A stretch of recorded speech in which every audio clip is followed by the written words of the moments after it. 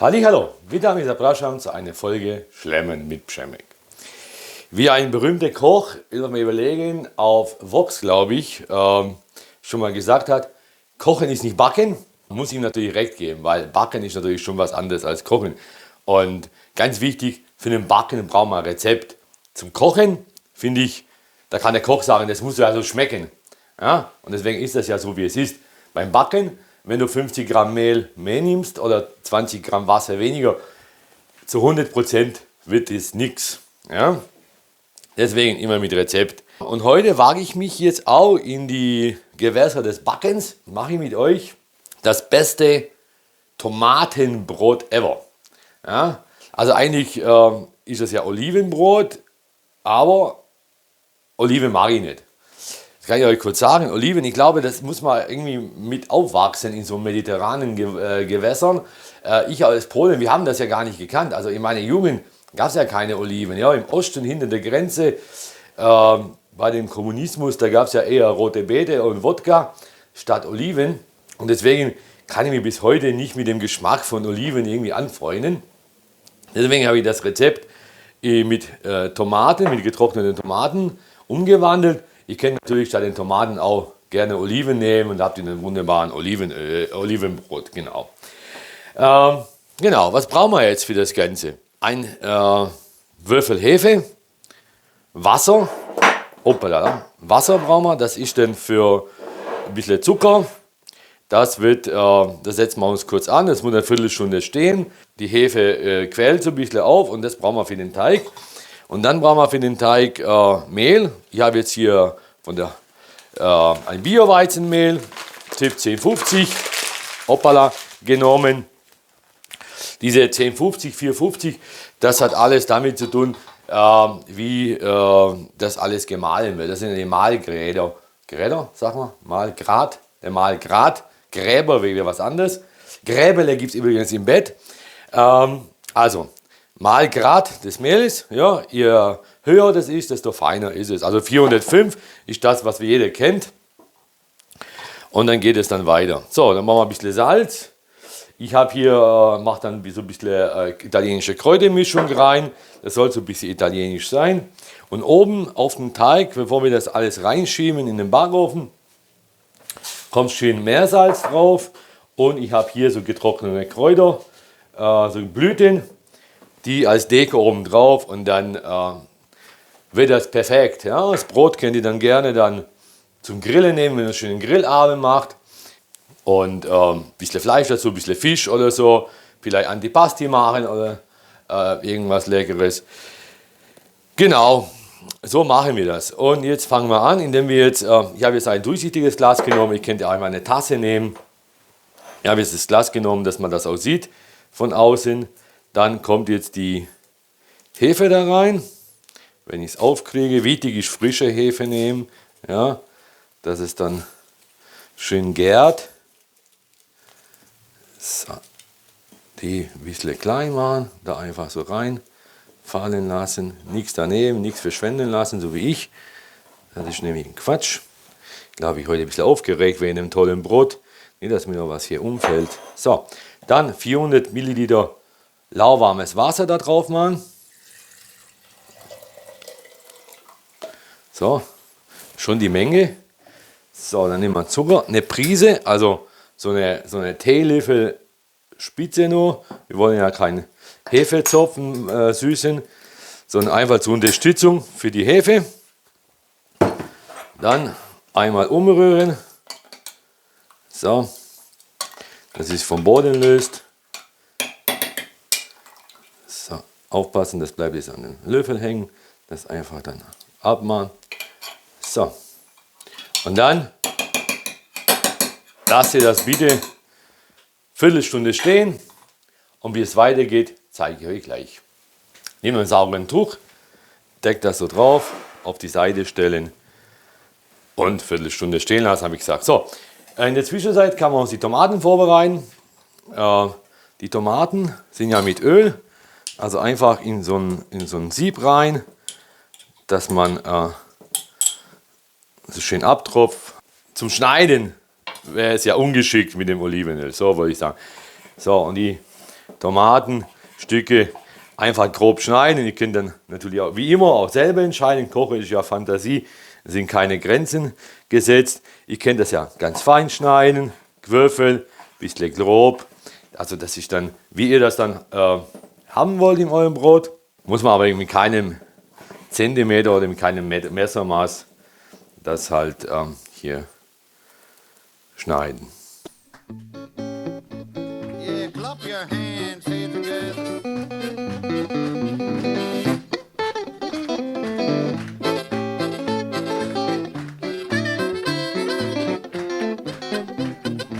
Viertelstunde ist rum. Alexa hat gesagt, 15 Minuten sind vorbei. So, jetzt ist die Hefe mit dem Zucker und mit dem lauwarmen Wasser hier ein bisschen gestanden. Was wir noch brauchen, ist schon gleich ein Backblech mit Backpapier und wir brauchen eine Küchenmaschine. Man könnte es natürlich auch mit der Hand machen oder mit einem Rührgerät, das ist natürlich gar keine Frage. Link für die Küchenmaschine kommt dann unter dem Video. Wenn jemand sich das käuflich erwerben möchte, kann es ja auch gerne machen. Kurz zu den Tomaten noch. Ich habe gerade nochmal nachgelesen, dass ich einen Quatsch erzähle. Ja, das ist Sonnenblumenöl und nicht Olivenöl. Ja, das schütten wir aber nicht weg. Das brauchen wir nachher noch später, um das alles zu bepinseln. Man könnte das mit Olivenöl machen oder mit anderem Öl, aber da hast du ja schon Geschmack. Die Tomaten sind ja noch drin, der Geschmack von den Tomaten. Da kann man es ja nachher anpinseln. Genau, so, jetzt Behälter, wo wir das alles vermengen. Da kommt ja Mehl rein. Genau. So, einmal weg damit. Dann die Tomaten rein. Oliven oder wie auch immer, was ihr da auch immer reinmachen wollt.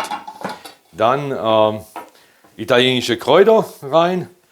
Auch nachdem wie viel ihr haben wollt, ich mache da mal so einen Teelöffel rein. Kann ja gerne, ihr könnt da auch einen Knoblauch reinmachen, da gibt es so ein bisschen Knoblauchbrot. Ja? Also da könnt ihr euch selber überlegen, was ihr da alles so reinmachen möchtet. Dann kommt das alles hier in die Maschine und gleich geht es weiter. Einen kleinen Teelöffel Salz. So, einmal runter und auf Stufe 1 schon anfangen zu laufen. So, dann kommt das Hefegemisch hier rein, ganz langsam von der Seite einfüllen.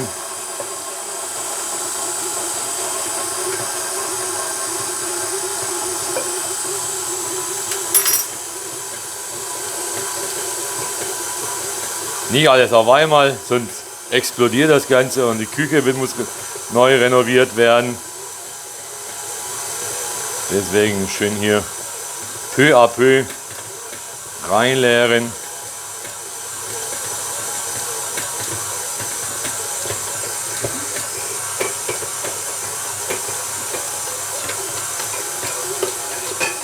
So, jetzt ist das alles drin. Und jetzt einfach mal 10 Minuten vielleicht einfach vermengen, so dass es einfach einen schönen und wie sagt man dazu, gleichmäßigen Teig hat. Kann man dann ein bisschen höher stellen, wenn das schon alles vermengt ist, dann arbeitet er ein bisschen schneller. Aufpassen, auch nicht zu lange mengen, sonst machen wir die Hefe wieder kaputt. Yeah, clap your hands, say together.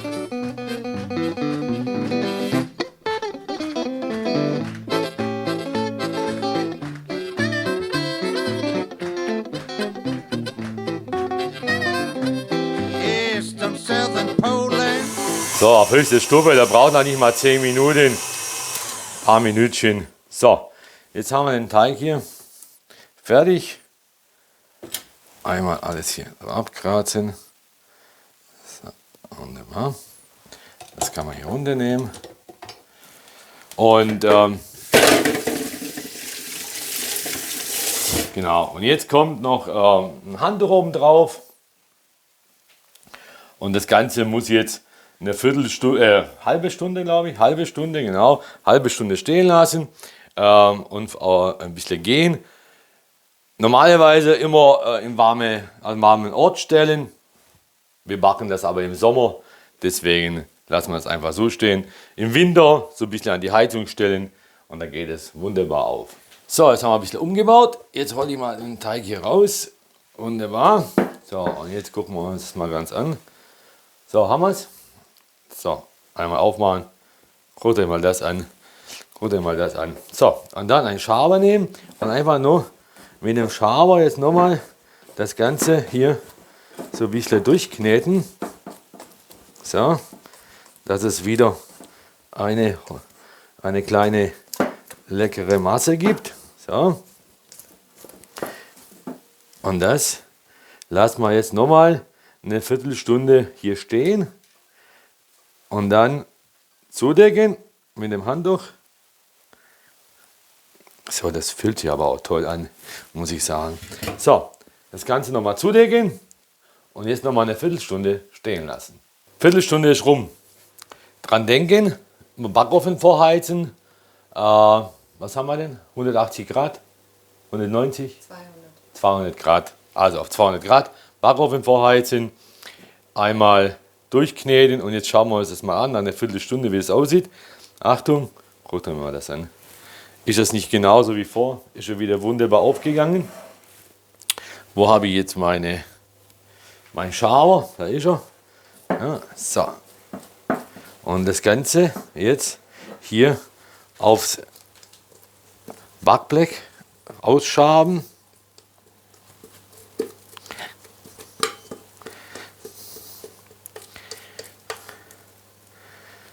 So. Alles rauskratzen, was drin ist. So. Kleiner Tipp, vielleicht den Schaber ein bisschen nass machen, dann geht es besser. Da kann man es besser rausholen. So, zack.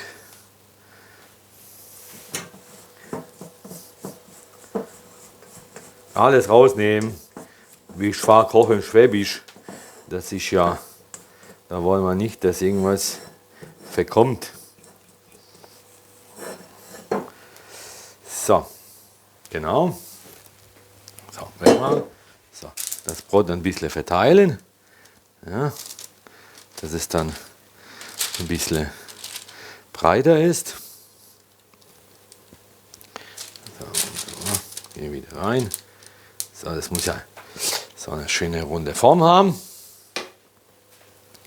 Wunderbar. So, weg. Hand schön waschen.